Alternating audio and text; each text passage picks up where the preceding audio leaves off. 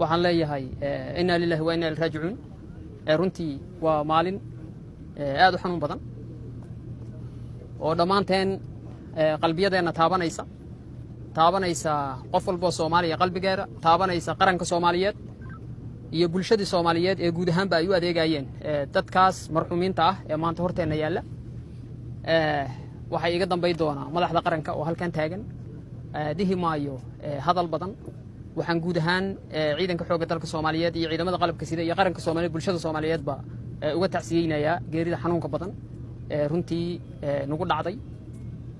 maanta hadal badan oo ma furno ciidamada qalabka sida hadaan nahay waxaan noo yaala waajib gaar ah oo ah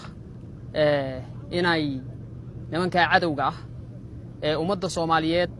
hal door koor ayagoon kala sooceyn sida macna darrada ah dhiigooda u daadinaya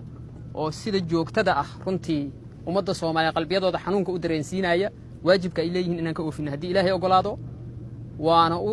qorshay doona hadii Ilaahay yiraahdo wax ay muxuu ahaa ii sheegay ay dabcan ay xusiistaan ayagana hadii Ilaahay ogolaado